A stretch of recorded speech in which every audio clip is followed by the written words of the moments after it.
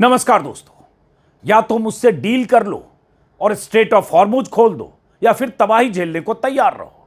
48 घंटे बाकी हैं, उसके बाद ईरान पर कहर बरपेगा। ईरान को ट्रंप की तरफ से दिए गए इस लेटेस्ट अल्टीमेटम को अगर उनके ही शब्दों में कहें तो मेक ए डील और open up the straight of Hormuz. Time is running out. 48 hours before all hell will rain down on them.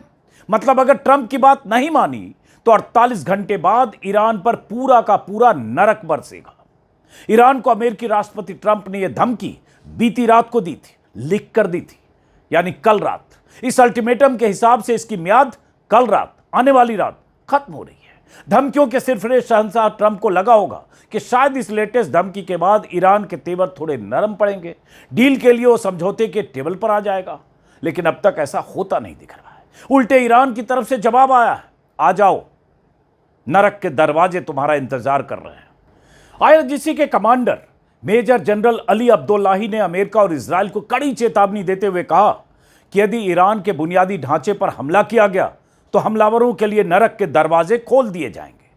Commander ने ट्रंप के अल्टीमेटम का जवाब देते हुए कहा कि युद्ध भड़काने वाला अमेरिकी राष्ट्रपति बार बार की हार के बाद हताशा और घबराहट में हमारे देश के इंफ्रास्ट्रक्चर और नेशनल एसेट को बर्बाद करने की धमकी दे रहा है। आईआरजीसी की तरफ से इस बयान में यह भी कहा गया कि आतंकवादी अमेरिकी सेना और जायोनिस्ट रिजिम द्वारा इस्तेमाल किए जा रहे सभी ढांचों पर लगातार विनाशकारी हमले किए जाएंगे। इसके साथ यह भी खबर आई कि ईरान की तरफ से सैकड़ों बैलिस्टिक और हाइपरसोनिक मिसाइलों के साथ साथ अटैक ड्रोन का इस्तेमाल करते हुए हमले तेज कर दिए गए हैं।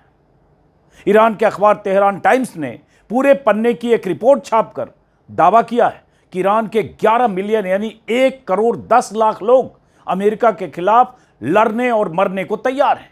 एक सप्ताह पहले भी अमेरिकी अखबार वॉल स्ट्रीट जर्नल के हवाले से खबर आई थी कि ईरान में जमीनी जंग के लिए तैयारी करने के लिए बड़े पैमाने पर वॉलंटियर्स की भर्ती हो रही है। आम ईरानी नागरिकों के लिए हो रहे इस भर्ती अभियान को जाफदा कहा जा रहा है। जाफदा एक फारसी शब्द है जिसका मतलब होता है जान देने वाला, कुर्बान होने वाला। कहा जा रहा है कि हर रोज लाखों वॉलंटियर्स अमेरिका के खिलाफ जंग में हिस्सा लेने के लिए अपना नाम दर्ज करा रहे हैं। उनकी तादाद 1 करोड़ से ज्यादा हो चुकी है। ट्रंप की 48 घंटे वाली धमकी के बाद ईरान की सड़कों पर अलग ही माहौल दिखा।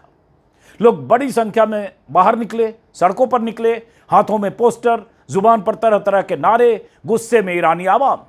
किसी भी सूरत में ट्रंप के सामने नहीं झुकने के इरादे के साथ ईरान की सड़कों पर अलग अलग शहरों में ऐसी भीड़ दिखी। स्क्रीन पर आप तस्वीरें देख रहे हैं। ईरानी जनता के प्रदर्शन के दौरान ऐसे पोस्टर भी दिखे जिन पर लिखा था 48 घंटे नरक बनाने के लिए काफी हैं, बस सद्दाम हुसैन के 72 घंटे याद कर लो। यार ईरानी जनता का यह सीधा संदेश ट्रंप के लिए है। ट्रंप की उस धमकी का जवाब है जिसमें कहा गया है कि अगर 48 घंटे में स्ट्रेट ऑफ हॉर्मुज नहीं खोला गया तो ईरान पर नरक बरसेगा। ईरानी आवाम कह रही है, हम तैयार हैं, आ जाओ, देख लेते हैं। और इस बीच स्ट्रेट ऑफ हॉर्मुज पर ईरान की नाकेबंदी जारी है। ईरान को ट्रंप की तरफ से मिल रही लगातार धमकियों की ताजा खेप है। 22 मार्च को ऐसी ही धमकी ट्रंप ने दी थी।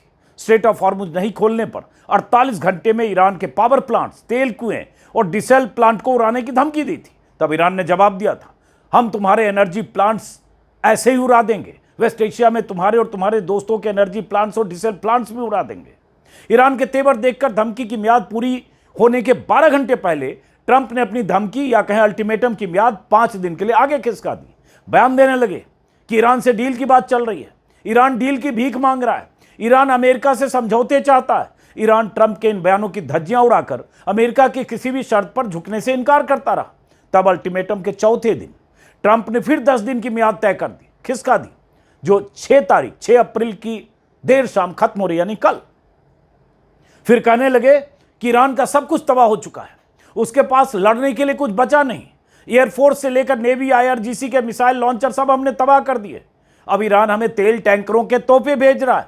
हमारे लोग ईरान से बात कर रहे हैं। फिर कहने लगे, हमने ईरान की पूरी लीडरशिप को मारकर ईरान में रिजीम चेंज कर दिया है। एक बार नहीं, 2 बार चेंज कर दिया है। अब नई लीडरशिप पहले से बेहतर है। मुझे लगता है डील पर बात हो जाएगी। And we had regime change already. We've knocked out one regime, then we knocked out the second regime. Now we have a group of people that are very different. They're much more reasonable. I think much less radicalized. Tonight, I'm pleased to say that these core strategic objectives are nearing completion. We're going to hit them extremely hard over the next 2 to 3 weeks. We're going to bring them back to the Stone Ages where they belong. Iran की तरफ से फिर जवाब आया, हम America से कोई deal नहीं करेंगे। फिर अमेरिका के हवाले से खबर आई कि ईरान को अमेरिका की तरफ से 15 पॉइंट का एक प्रस्ताव भेजा गया है, शर्तों का प्रस्ताव। इसमें ईरान को तमाम तरह की शर्तें मानने और स्ट्रेट ऑफ हॉर्मुज को खोलने को कहा गया है। ईरान की तरफ से जवाब आया, हम इन शर्तों को नहीं मानेंगे, शर्तें तो हमारी अमेरिका को माननी पड़ेगी।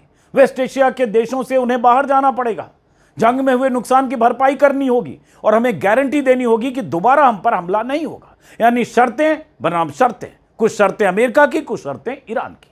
दोनों तरफ से एक दूसरे के लिए शर्तें बताई जाती रही। इस बीच पाकिस्तान ने अमेरिका के कहने पर ईरान के साथ मध्यस्थता शुरू की।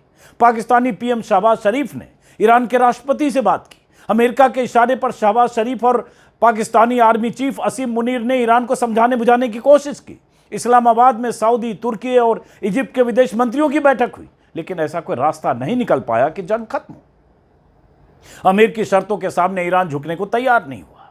इस बीच अमेरिका और इजराइल की तरफ से ईरान पर हमले जारी रहे और ईरान की तरफ से भी इजराइल और अमेरिकी ठिकानों पर मिसाइलें दागी जाती रही। ड्रोन हमले लगातार होते रहे। तबाही और धमाके की तस्वीरें हर रोज आती रही, आज भी आ रही है।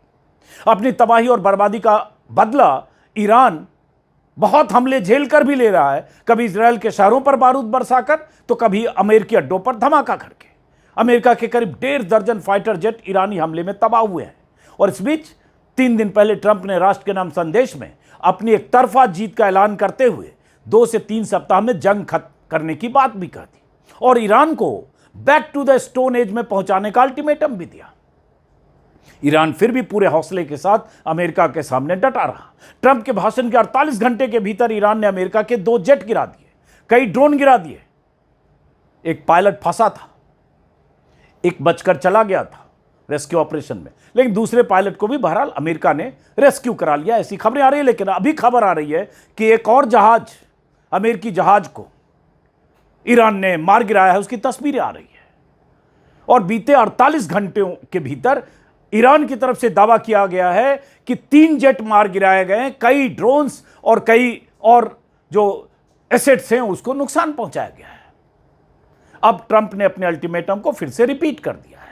इस बीच लगातार खबरें आ रही है कि अमेरिका ने वेस्ट एशिया में बड़े पैमाने पर मरीन और पैराट्रूपर्स की तैनाती कर दी है। कई युद्धपोत और एयरक्राफ्ट कैरियर वेस्ट एशिया पहुंच चुके हैं या पहुंचने वाले हैं। सवाल उठ रहे हैं, क्या अमेरिका ईरान के तेल निर्यात केंद्र खार्ग आइलैंड पर कब्जे के लिए ग्राउंड ट्रूप्स उतारेगा?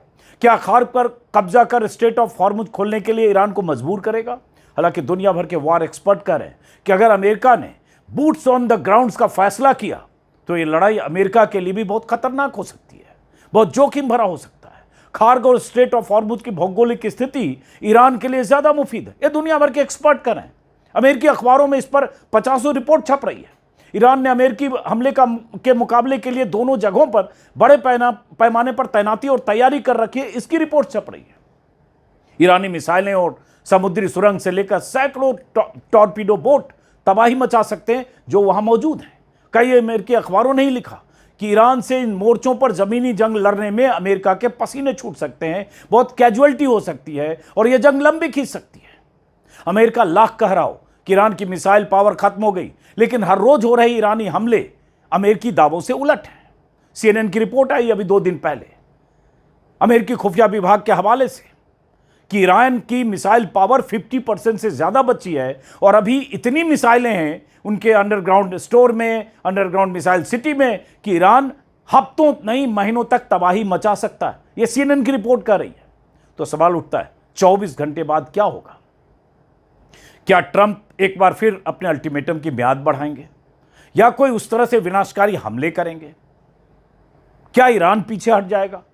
क्या ईरान ट्रंप की धमकियों से डर जाएगा जिसकी गुंजाइश बिल्कुल नहीं दिखती? क्या इन 24 घंटों में जंग थमने का कोई रास्ता निकलेगा? जंग के 36 दिन बाद ईरान कहां खड़ा है? ऐसे कई सवाल हैं। इन सवालों का जवाब तलाशने के लिए ईरान में रहने वाले सैयद आकिब जैदी से हमने कल देर शाम बात की थी। मैं चाहता हूं उनसे हुई बातचीत का कुछ हिस्सा सुनिए, समझिए कि ईरान में क्या चल रहा है, ईरानी लोग क्या सोच रहे हैं। क्या आज भी पता चला कि काफी जगह बॉम्बिंग हुई है, और जैसे मैंने बोला बुशहर न्यूक ठिकाने पर हुई, इजराइल ने और भी जगह बॉम्बिंग की, और जो पुल उड़ाया गया परसों, जिसकी तस्वीरें हमने देखी, कहा गया 13 से 14 लोगों की मौतें हुई है, वहां जो तबाही हुई है, जिस तरह से भगदड़ हुई, उसकी भी तस्वीर, वीडियो, आज एक नया वीडियो आया है, वो भी अमेरिकी माफ करें ईरानी मीडिया के हवाले से देख रहे हैं। और अब परसों ट्रंप की मियाद अल्टीमेटम की खत्म होने वाली है। तो इसको कैसे देखते हैं? मतलब इसका मतलब अब 48 घंटे बाकी हैं। जी अजीत जी, मुझे नहीं लगता आप या आपके दर्शकों में से कोई भी जो है ट्रम्प की किसी भी मियाद, किसी भी धमकी, किसी भी वादे को सीरियसली लेते हैं। मैं बता दूं आपके दर्शकों के लिए दिलचस्प होगा, आपको याद होगा परसों सुबह उन्हीं ने कहा मैं देश को संबोधित करने वाला हूं, और उनकी एक तकरीर हुई 20-25 मिनट की थी। यहाँ ईरान में इंडिया की तरह यहाँ भी एकदम सुबह का टाइम था। कई लोग सुबह उठे और सबसे पहले अपना मोबाइल यहाँ चेक कर रहे थे कि देखें कि ट्रम्प ने क्या कहा है। और मैं आपको बताऊं कि ईरानी बहुत नाराज थे ट्रम्प की उस तकरीर से, और नाराजगी की वजह जो एक दूसरे को बता रहे थे, कह रहे थे कि उसने कोई नई बात नहीं बोली। कम से कम नई बात बोलता तो नई मीम तो कम से कम बन पाती, कोई नया जोक तो बन पाता। इसने इतना हम पर अब जुल्म किया है कि हमसे हमसे ये जो रोजाना हमको मटेरियल प्रोवाइड कर रहा था मीम और जोक का, वो भी हमसे ले लिया है। तो इस पर बहुत नाराज थे। तो आप अंदाजा लगा सकते हैं कि बाकी दुनिया की तरह ईरान में भी उसकी बातों को कोई अहमियत नहीं दी जा रही है। जो उसने मियाद की बात की है, वो तो मुसलसल हमले कर रहा है सिविलियन इंफ्रास्ट्रक्चर पर। हर एक हमला अपने आप में एक वॉर क्राइम है। वो खुद डिक्लेयर कर रहा है कि मैं अपने इरादे से कर रहा हूँ। बड़े फख्र से हर वॉर क्राइम के बाद वो फोटो भी पब्लिश करता है, ऐलान करता है कि मैंने ये जुर्म अंजाम दिया है। तो मैं अर्ज कर रहा था कि उस मियाद का, उस डेट का, उसका कोई यहाँ कोई अहमियत नहीं है। जो बूशहर प्लांट पर न्यूक्लियर का, जो न्यूक्लियर एनर्जी प्लांट है, वहां से बिजली उत्पादन होती है, और रशियंस के सहायता से उसको बनाया गया है। वो समंदर के किनारे है, यानी खाड़ी के समंदर के एकदम तट से लगा हुआ है, क्योंकि पानी का बहुत प्रयोग होता है बिजली के उत्पादन में। तो उसमें ये चौथा हमला है ये।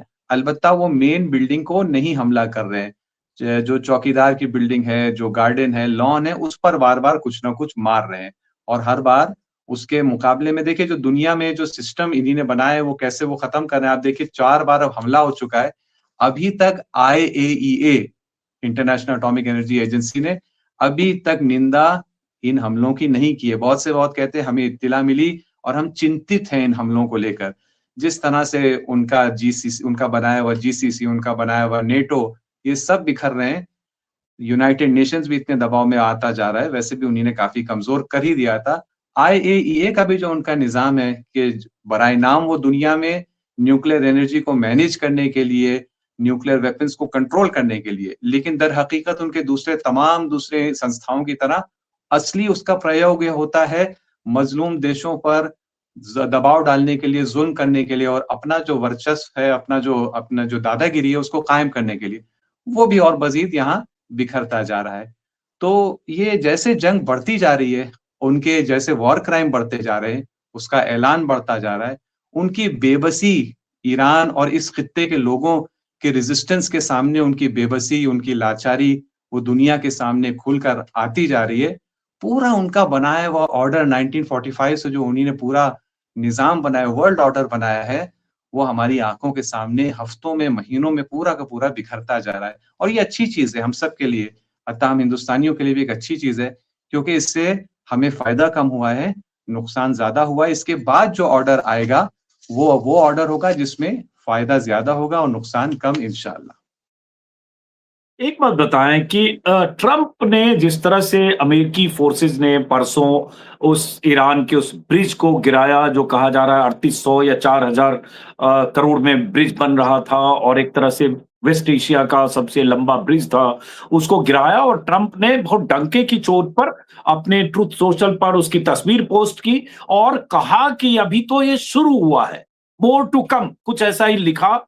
और एक चीज नोटिस किया जा रहा है कि 72 घंटों से ट्रंप और उनके जो वॉर सेक्रेटरी हैं, वो back to the stone age की बात कर रहे हैं। वो उस दिन भी ट्रंप ने कहा, पीट हेग्सेथ ने भी कहा उसी दिन ट्रंप के भाषण के बाद। तो शुरुआत तो उन्होंने कर दी, एक ब्रिज को ठोक कर, गिराकर, जमींदोज करके। तो मुमकिन है कि परसों रात के बाद फिर उस तरह से अमेरिकी जो एयरफोर्स है उसकी तरफ से उस तरह से हमले होने लगे। ऐसी स्थिति में फिर क्या करेगा ईरान?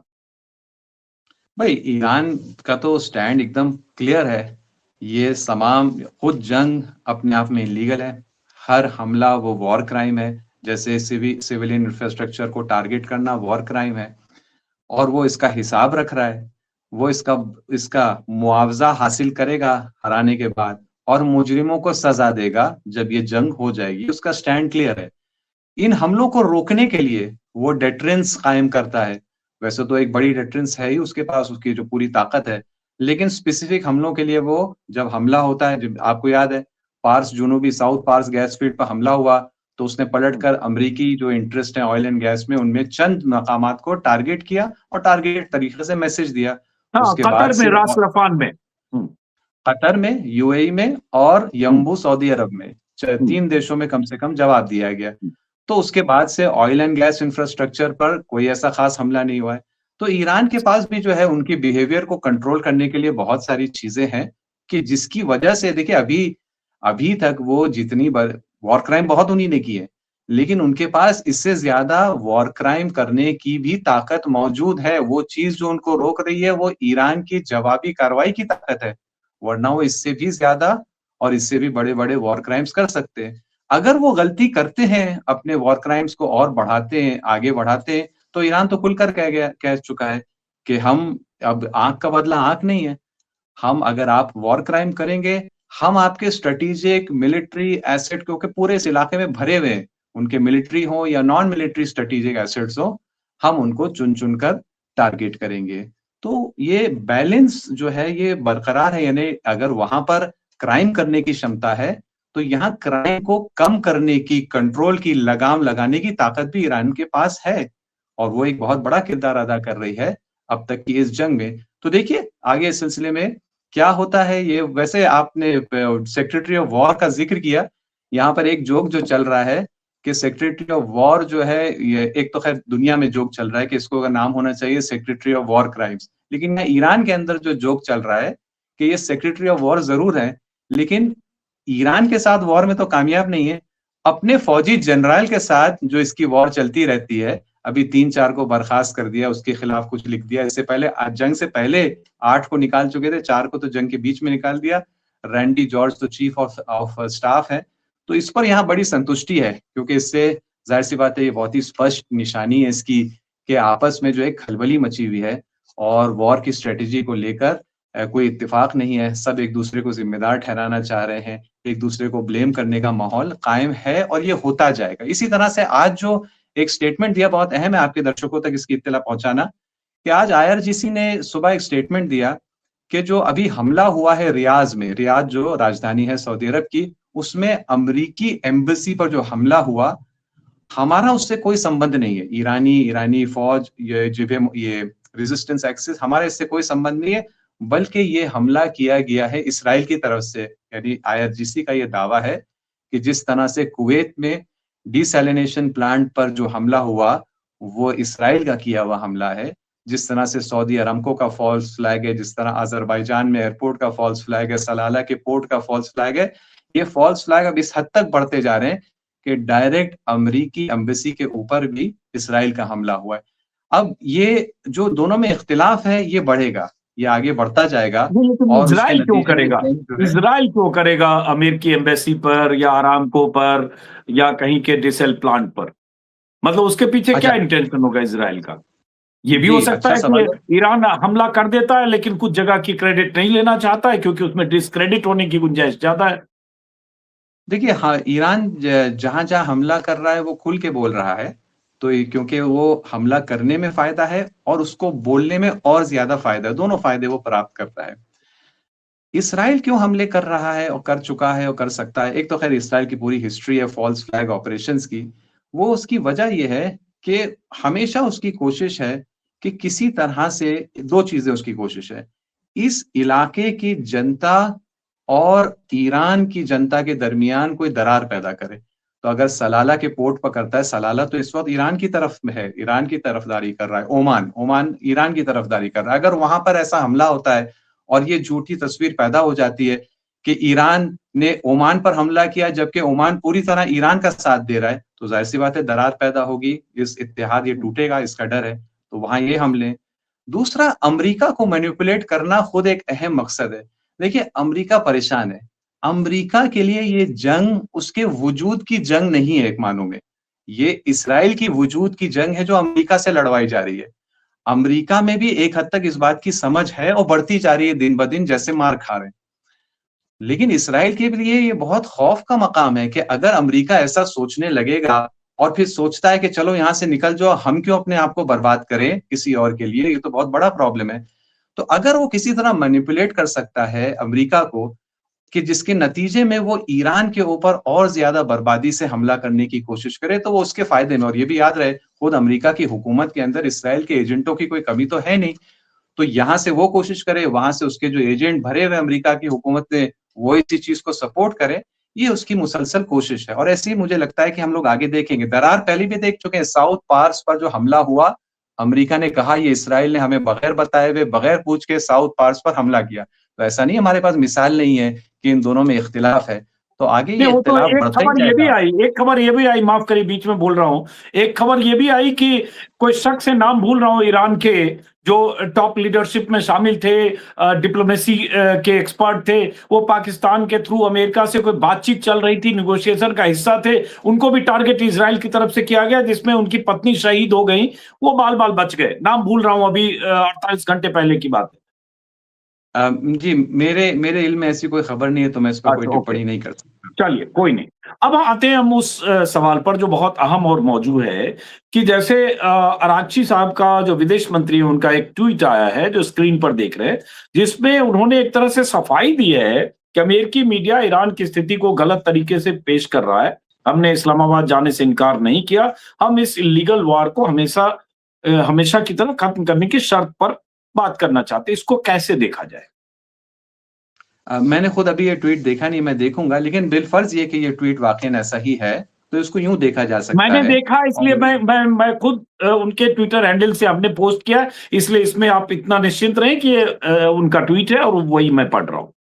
जी, जी। तो अगर इस किस्म का कोई पैगाम है, तो इसको चंद तरीके से देखा जा सकता है।